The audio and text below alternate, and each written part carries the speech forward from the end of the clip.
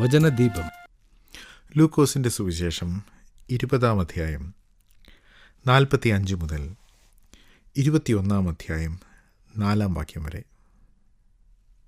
ലൂക്കോസിൻ്റെ സുവിശേഷം 20-ാം അധ്യായം 45 മുതൽ 21-ൻ്റെ 4-ാം വാക്യം വരെ.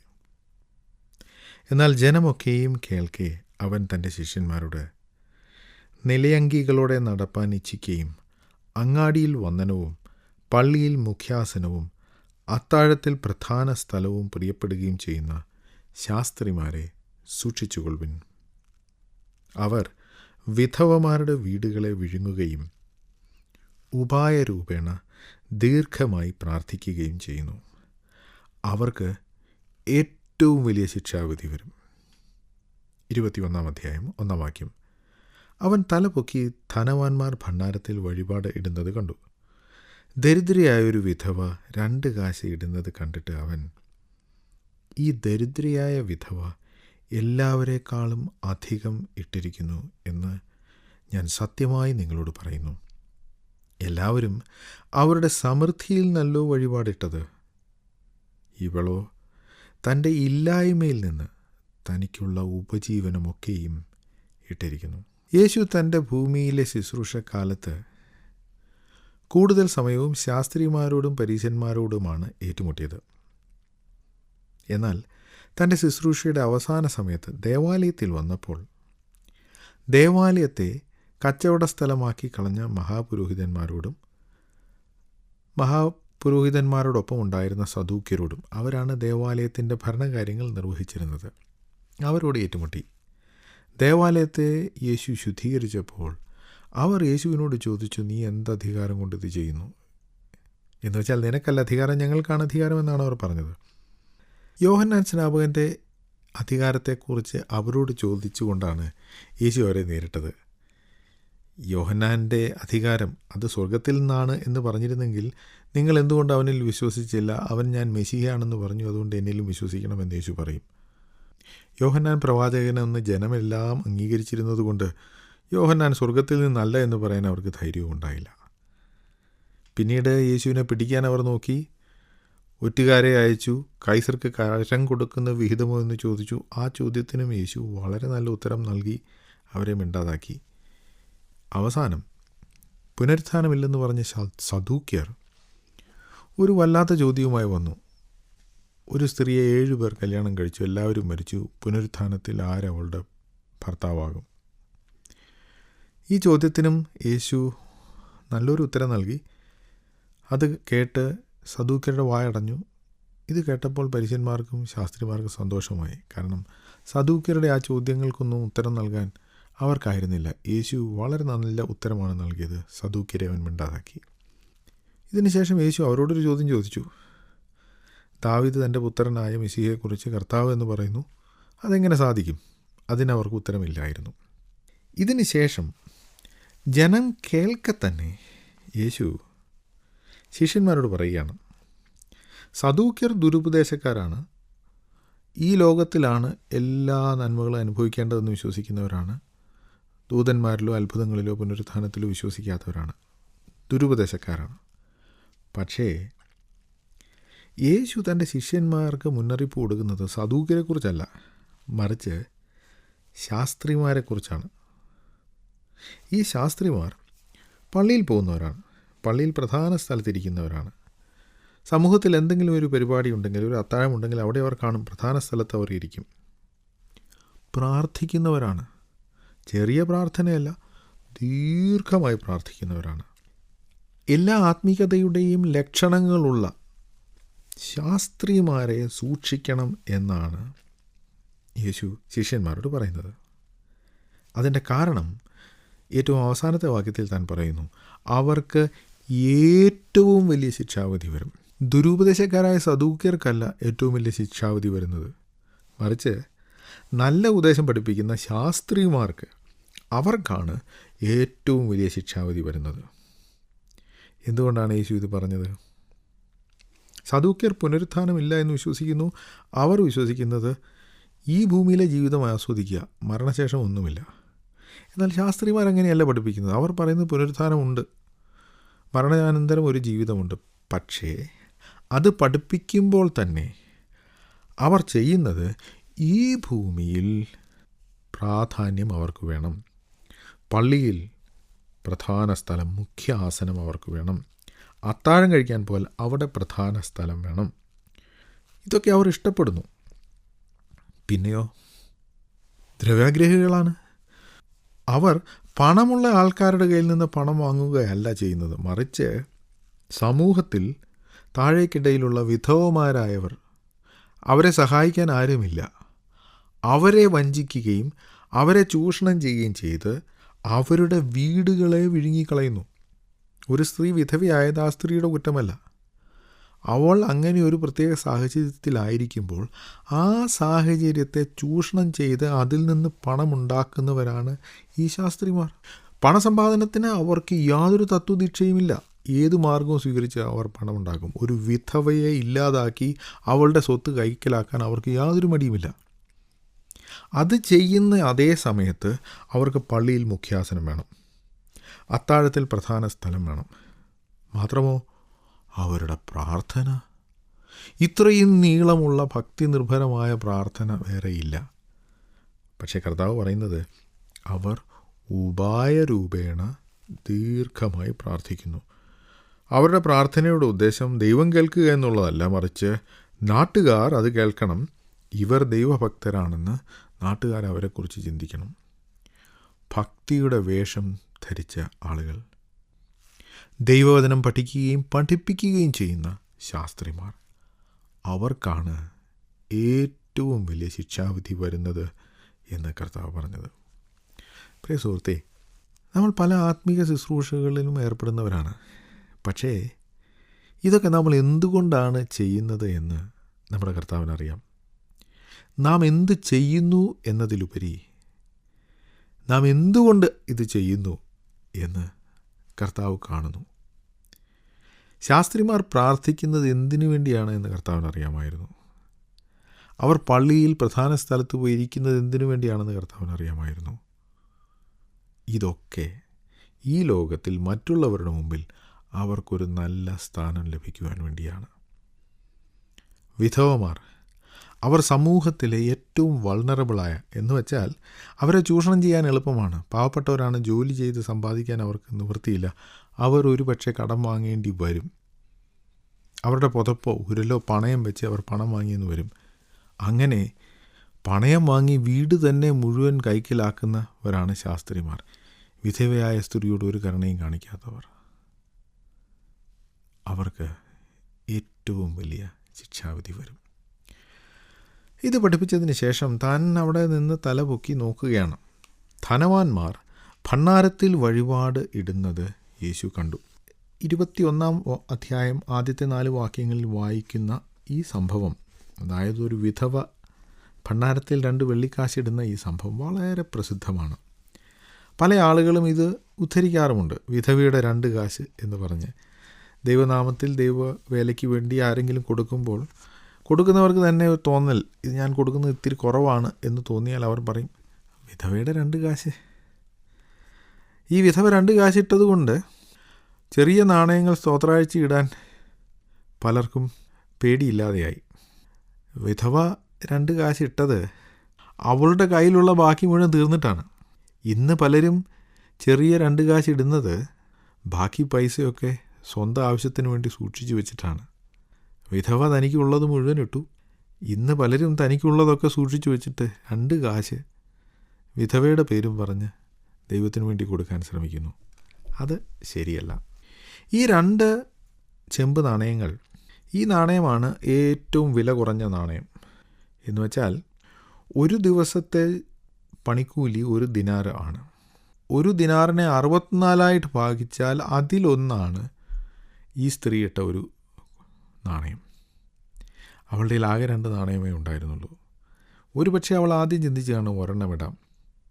പിന്നെ അവൾ വിചാരിച്ചു 1 നാണയമായിട്ട് എങ്ങനെ ഇടുന്നത്? അവൾ 2 നാണയം ഇട്ടു. ഇവിടെ നാം ശ്രദ്ധിക്കേണ്ട ഒരു കാര്യം, ഈ സ്ത്രീ പണം ഇടുന്നത് നമ്മുടെ കർത്താവ് ശ്രദ്ധിച്ചു. ഈ സ്ത്രീ ഇട്ട പണം ഒരു പക്ഷേ ആ പണം എണ്ണുന്ന ആളുകൾക്ക് ഒരു ശല്യമായിരുന്നിരിക്കും. ഞാൻ അടുത്തയിടെ ഒരു ചർച്ചിൽ ആളുകൾ പണം എണ്ണുന്നത് കണ്ടു. അവിടെ വളരെ ചെറിയ ചില തുകകൾ വന്നു. അത് വരുമ്പോൾ അവരുടെ മുഖഭാവം മാറുന്നത് ഞാൻ ശ്രദ്ധിച്ചു. കാരണം ഈ നാണയങ്ങൾ അത് എണ്ണി അതിൻ്റെ കണക്ക് സൂക്ഷിക്കുക എന്ന് പറയുന്നത് ഒരു പണിയാണ്. മുഴുവൻ എണ്ണിയാൽ അധികമൊന്നും കാണുകയുമില്ല.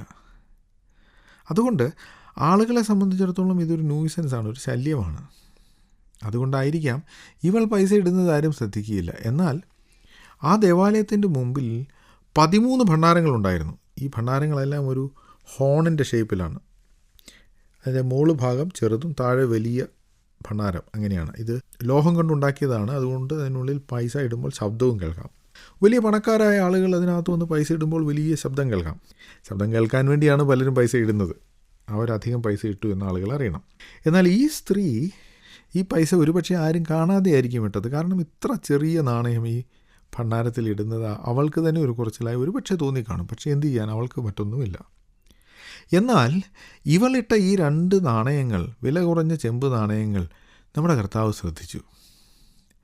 നമ്മുടെ കർത്താവ് ഇത് ശ്രദ്ധിച്ചു എന്നുള്ള കാര്യം പോലും അവൾ സ്വർഗത്തിൽ ചെന്നിട്ടേ അറിഞ്ഞു കാണുകയുള്ളൂ. കാരണം ഇതിനെക്കുറിച്ച് കർത്താവ് അവളോടൊന്നും പറഞ്ഞില്ല, ശിഷ്യന്മാരോടാണ് പറഞ്ഞത്. ഈ സംഭവത്തിൽ നിന്ന് നാം മനസ്സിലാക്കേണ്ട ഒരു കാര്യം, കർത്താവ് നാം കൊടുക്കുന്നത് ശ്രദ്ധിക്കുന്നു. പ്രത്യേകിച്ച് കൊടുക്കുന്നയാളെ താൻ ശ്രദ്ധിക്കുന്നു. കൊടുക്കുന്നത് എത്രയും ആയിക്കൊള്ളട്ടെ, അതിനെക്കുറിച്ച് നമുക്ക് പിന്നീട് സംസാരിക്കാം. കൊടുക്കുന്നയാളുടെ മനോഭാവം അത് കർത്താവിന് വളരെ പ്രധാനപ്പെട്ടതാണ്. ഇത് സംഭവം നടന്നത് പെസഹയുടെ സമയത്താണ്. അതുകൊണ്ട് ദേവാലയത്തിൽ വലിയ തിരക്കുണ്ടായിരുന്നു. അനേക ആളുകൾ വന്ന് പൈസ ഇടുന്നുണ്ട്. എന്നാൽ അവരെയൊക്കെ കർത്താവ് കണ്ടു, ശ്രദ്ധിച്ചു. അവരുടെയൊക്കെ ബാക്ക്ഗ്രൗണ്ട് എന്താണെന്ന് കർത്താവിന് അറിയാമായിരുന്നു. താൻ പറഞ്ഞു അവർക്കൊക്കെ ഉള്ള സമൃദ്ധിയിൽ നിന്ന് അവരിട്ടു. എന്നാൽ ഇവളോ ഉപജീവനം മുഴുവൻ. ഇവളുടെ യഥാർത്ഥ സ്ഥിതി കർത്താവിന് അറിയാമായിരുന്നു. സ്തോത്രാഴ്ച ഇടുന്നവരാണ് നിങ്ങളെങ്കിൽ നമുക്കറിയാമല്ലോ, സ്തോത്രാഴ്ച ഇടുമ്പോൾ നാം മറ്റാരെയും ഇത് കാണിക്കാതെയാണ് ഇടുന്നത്.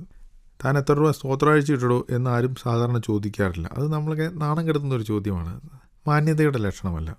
എന്നാൽ എല്ലാ സമയത്തും ആര് എത്ര രൂപ സ്തോത്രകാഴ്ച ഇടുന്നു എന്ന് കർത്താവ് നോക്കിക്കൊണ്ടാണ് ഇരിക്കുന്നത്.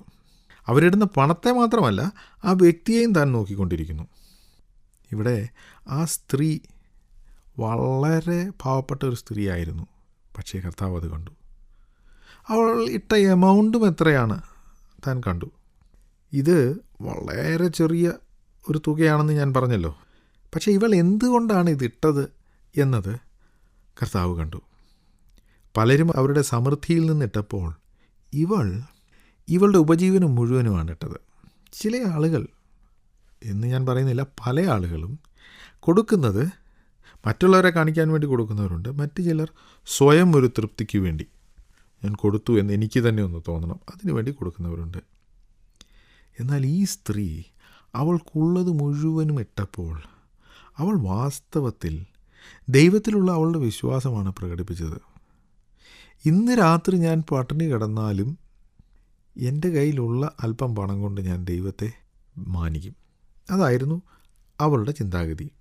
എൻ്റെ ഭാവിക്ക് വേണ്ടിയുള്ള പണം ഞാൻ ദൈവത്തിന് കൊടുക്കുന്നു എന്നൊരു വ്യക്തി ചിന്തിക്കുമ്പോൾ അത് തീർച്ചയായും വിശ്വാസമാണ്.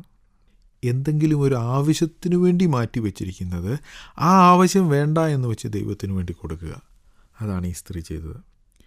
നമുക്കറിയാം, യോഹന്നാൻ്റെ സുവിശേഷത്തിൽ സ്വച്ഛ ജടാമാംസി തൈലം പൊട്ടിച്ച് കർത്താവിൻ്റെ കാൽക്കൽ ഒഴിച്ചു എന്ന് നാം വായിക്കുന്നുണ്ട്.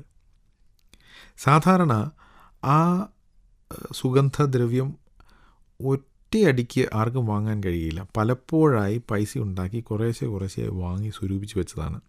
പലരും കരുതുന്നത് സ്ത്രീകൾ അത് വാങ്ങുന്നത് അവരുടെ വിവാഹത്തിന് വേണ്ടിയാണ്. വിവാഹ ദിവസം അവരെ പൂശുവാൻ വേണ്ടിയുള്ള വളരെ നല്ല സുഗന്ധദ്രവ്യം. എന്നാൽ അത് വേണ്ട എന്ന് വെച്ചിട്ട് ആ സുഗന്ധദ്രവ്യം പൊട്ടിച്ച് കർത്താവിൻ്റെ കാൽക്കൽ ഒഴിക്കുക, അത് വിശ്വാസമല്ലേ? അതാണ് വിശ്വാസം. അതാണ് ആ സ്ത്രീ ചെയ്തത്. ഈ സ്ത്രീ, ഇവളുടെ കയ്യിൽ സ്വച്ഛ ജടാമാംസി തൈലമൊന്നും ഇല്ലായിരുന്നു. വളരെ വില കുറഞ്ഞ 2 ചെമ്പ് നാണയങ്ങൾ മാത്രം. പക്ഷേ അവൾ അതിട്ടു. മറ്റൊരു കാര്യം, കൊടുക്കുക എന്നത് നമ്മുടെ വിശ്വസ്തതയെ കാണിക്കുന്നുണ്ട്. കൊടുക്കുന്നത് നമുക്കറിയാമല്ലോ, അതൊരു സ്വഭാവമാണ്, ഒരു ഹാബിറ്റാണ്. അത് ഒരു ഇമ്പൾസീവ് ആക്ഷൻ അല്ല. എന്ന് വെച്ചാൽ എന്തെങ്കിലും ഒരു കാര്യം കേട്ടു ഉടനെ വികാരഭരിതരായി കൊടുക്കുക. ചില ആളുകൾ അതിൽ വളരെ വിദഗ്ധരാണ്.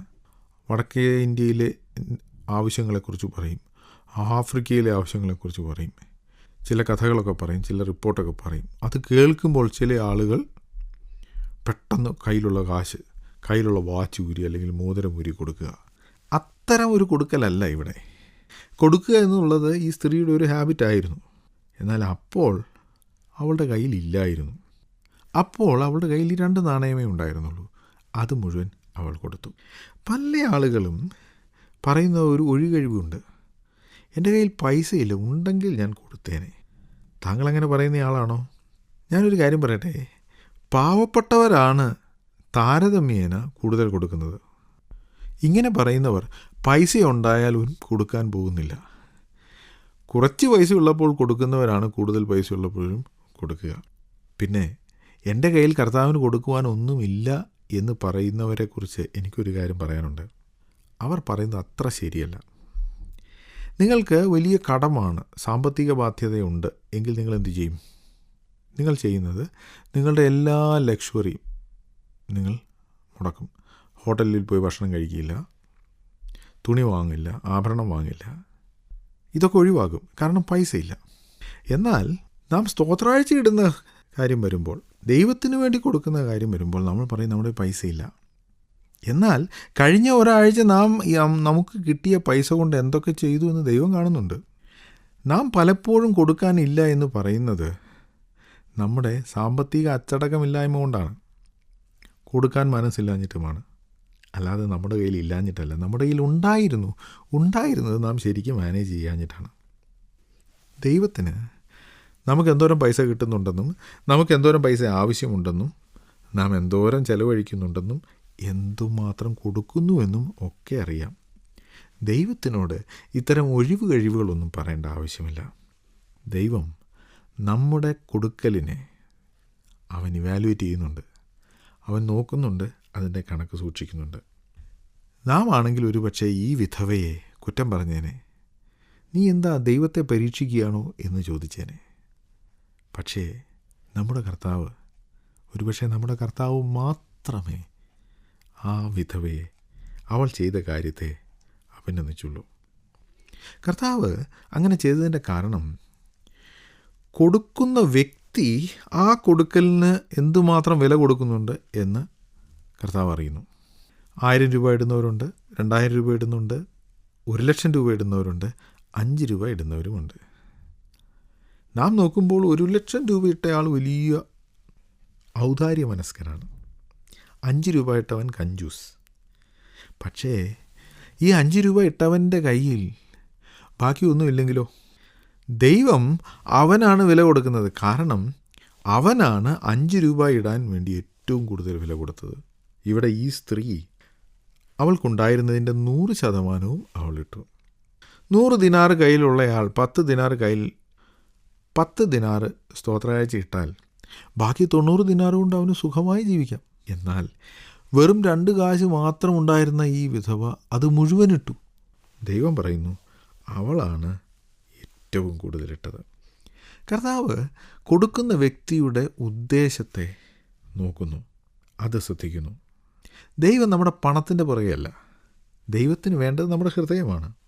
അതുകൊണ്ടാണ് മത്തായി സുവിശേഷം 6-ാം അധ്യായത്തിൻ്റെ 21-ാം വാക്യത്തിൽ നിങ്ങളുടെ നിക്ഷേപം ഇരിക്കുന്നിടത്ത് നിങ്ങളുടെ ഹൃദയവും ഇരിക്കും എന്ന് പറഞ്ഞത്. അപ്പോൾ കർത്താവിന് നിങ്ങളുടെ നിക്ഷേപത്തേക്കാൾ ആഗ്രഹം നിങ്ങളുടെ ഹൃദയത്തെയാണ്. ഇനി നിങ്ങളുടെ നിക്ഷേപം ഇരിക്കുന്നിടത്താണ് നിങ്ങളുടെ ഹൃദയം എങ്കിൽ നിങ്ങളുടെ ഹൃദയം എവിടെ വയ്ക്കണം എന്ന് നിങ്ങൾക്ക് തീരുമാനിക്കാം. കൊലോസ്യ ലേഖനം 3-ാം അധ്യായത്തിൽ നാം വായിക്കുന്നു, സ്വർഗത്തിലുള്ളത് ചിന്തിച്ചുകൊള്ളു എന്ന് വെച്ചാൽ നിങ്ങളുടെ ഹൃദയം സ്വർഗത്തിലായിരിക്കണമെന്ന്. അപ്പോൾ നമ്മുടെ ഹൃദയം സ്വർഗത്തിലായിരിക്കണമെങ്കിൽ അതിനുള്ള എളുപ്പവഴി സ്വർഗത്തിൽ നിക്ഷേപം സ്വരൂപിക്കുക എന്നതാണ്. അപ്പോൾ ദൈവത്തിന് വേണ്ടി കൊടുക്കുന്ന ആളുകൾ വാസ്തവത്തിൽ അവരുടെ ഹൃദയത്തെ സ്വർഗത്തിൽ സൂക്ഷിക്കുകയാണ്. കൊടുക്കുന്നതിനെക്കുറിച്ച് മറ്റു പലരും പറയുന്ന ഒരു ഒഴിവ് കഴിവ്, ഞാൻ പൈസ കൊടുക്കും, പക്ഷേ ഈ പൈസയൊക്കെ അവരെങ്ങനെ ഉപയോഗിക്കും, ഇതാർക്കാണ് കൊടുക്കുന്നത്, അവർ അതുകൊണ്ട് എന്താണ് ചെയ്യുന്നത്? ഇത് കേൾക്കുമ്പോൾ നമുക്ക് തോന്നും വളരെ ന്യായമായ ഒരു സംശയമാണ്. നമ്മുടെ ലക്ഷറിയൊക്കെ നാം കട്ട് ചെയ്ത് ദൈവവേലയ്ക്ക് വേണ്ടി കൊടുക്കുന്നു. ആ പൈസയൊക്കെ എടുത്ത് ആളുകൾ ലക്ഷൂറിയസ് ആയിട്ട് ജീവിക്കുന്നു, അത് അനാവശ്യമായി ചിലവഴിക്കുന്നു എന്നൊക്കെ പലർക്കും തോന്നും. അവരതിനെക്കുറിച്ച് പറയുകയും ചെയ്യും.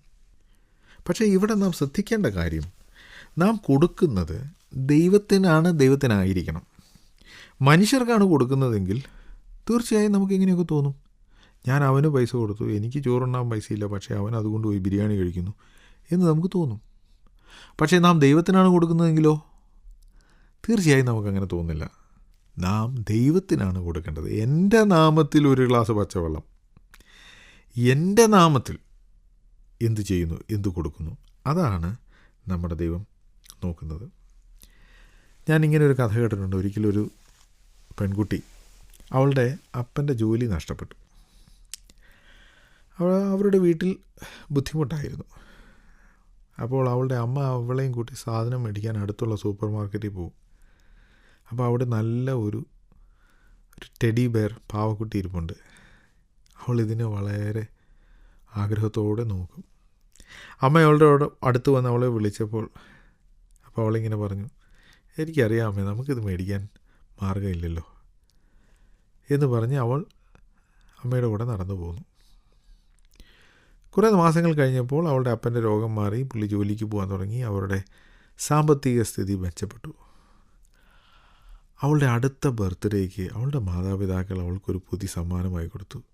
അവൾ ആ പൊതി തുറന്നു നോക്കിയപ്പോൾ അവൾ സന്തോഷം കൊണ്ട് തുള്ളിച്ചാടി.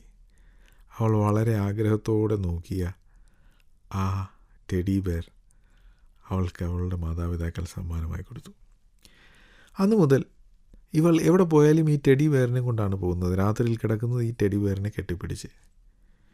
ഇങ്ങനെ കുറേ നാൾ കഴിഞ്ഞു. ഒരു ദിവസം അവൾ പള്ളിയിൽ പോയപ്പോൾ പള്ളിയിൽ അവിടെ പ്രസംഗിക്കുന്നയാൾ ഇങ്ങനെ പറഞ്ഞു, ദൈവം നമ്മെ സ്നേഹിച്ചപ്പോൾ ദൈവത്തിന് ഏറ്റവും വിലയുള്ളതാണ് ദൈവം നമുക്ക് നൽകിയത്. തൻ്റെ പുത്രനായ കർത്താവായ യേശു ക്രിസ്തുവിനെ ദൈവം നമുക്ക് നൽകി.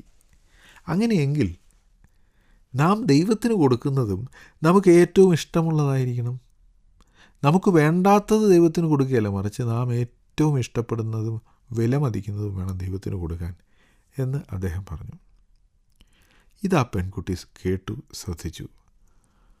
വരുന്ന ഒരാഴ്ച മുഴുവൻ അവൾ ഇതേക്കുറിച്ച് ചിന്തിക്കുകയായിരുന്നു. അടുത്ത ഞായറാഴ്ച അവൾ പള്ളിയിൽ പോയി. അവിടെ സ്തോത്രകാഴ്ച എടുക്കുന്ന സമയത്ത് അവിടെ പ്ലേറ്റാണ്. ആ പ്ലേറ്റ് ഇങ്ങനെ പാസ് ചെയ്തപ്പോൾ ആ പ്ലേറ്റ് ഇവളുടെ അടുത്ത് വന്നു. ഈ പെൺകുട്ടി അവളുടെ പ്രിയപ്പെട്ട ടെഡി ബെയറിനെ എടുത്ത് ആ സ്തോത്രകാഴ്ച പ്ലേറ്റിൽ വെച്ചു. ഇത് കണ്ട ആളുകൾ ചിരിച്ചു. പക്ഷേ ആ പാസ്റ്റർക്ക് കാര്യം മനസ്സിലായി. ആ പാസ്റ്റർ കഴിഞ്ഞ ആഴ്ച താൻ പ്രസംഗിച്ച കാര്യത്തെക്കുറിച്ച് ഓർത്തു. ഈ പെൺകുട്ടി താൻ പറഞ്ഞ മെസ്സേജ് മുഖവിലേക്ക് എടുത്തു എന്ന് അയാൾക്ക് മനസ്സിലായി. സ്തോത്രാഴ്ചയൊക്കെ എണ്ണി അത് കഴിഞ്ഞ് ഈ പാവക്കുട്ടിയെ ഈ പാസ്റ്റർ പണം കൊടുത്ത് വാങ്ങി. ആ ആഴ്ചയിൽ ഒരു ദിവസം അവളുടെ വീട്ടിൽ കളിച്ചുകൊണ്ടിരുന്നപ്പോൾ ഈ പാസ്റ്റർ അവരുടെ വീട്ടിൽ വന്നു. തൻ്റെ കയ്യിലൊരു പൊതിയുണ്ട്. താൻ ആ പൊതി ഈ പെൺകുട്ടിക്ക് വെച്ച് നീട്ടി. അവൾ ആ പൊതി കഴിച്ചു നോക്കിയപ്പോൾ അവൾക്ക് വിശ്വസിക്കാൻ കഴിഞ്ഞില്ല. അവൾ സ്തോത്രകാഴ്ചയായി കൊടുത്ത ആ പാവക്കുട്ടിയെ പാസ്റ്റർ ഇതാ തിരിച്ചു കൊണ്ടു കൊടുത്തിരിക്കുന്നു. എന്നിട്ട് ആ പാസ്റ്റർ പറഞ്ഞു, നീ പേടിക്കണ്ട, ഞാൻ ആ പാവക്കുട്ടിയെ വില കൊടുത്ത് വാങ്ങി. ഞാൻ ആ പാവക്കുട്ടിയെ വാങ്ങിയത് നിനക്ക് വേണ്ടിയാണ്. അതുകൊണ്ടാണ് ഞാൻ ഇതിനെ ഇവിടെ കൊണ്ടുവന്നത്. അവൾ പാസ്റ്ററുടെ മുഖത്തേക്ക് നോക്കി. എന്നിട്ട് പറഞ്ഞു, പാസ്റ്ററെ, ഞാൻ ഈ പാവക്കുട്ടിയെ പാസ്റ്റർക്കല്ല തന്നത്. ഞാനിത് എൻ്റെ കർത്താവിനാണ് കൊടുത്തത്. നിങ്ങൾക്ക് ആ കഥയുടെ ആശയം മനസ്സിലായി എന്ന് വിശ്വസിക്കുന്നു. ഒരു ദേവദാസൻ ഇങ്ങനെ പറഞ്ഞു, നമ്മുടെ രക്ഷിതാവ് തനിക്കുള്ളതെല്ലാം കൊടുക്കുന്ന ഒരു രക്ഷിതാവാണ്. ആ രക്ഷിതാവിൻ്റെ ശിഷ്യന്മാരും ആ സ്വഭാവം ഉള്ളവർ ആയിരിക്കണം. ഞങ്ങളെ വിളിക്കുവാൻ ആഗ്രഹിക്കുന്നവർ ഈ നമ്പർ ശ്രദ്ധിക്കുക: 9880221957. നമ്പർ വീണ്ടും 9880221957.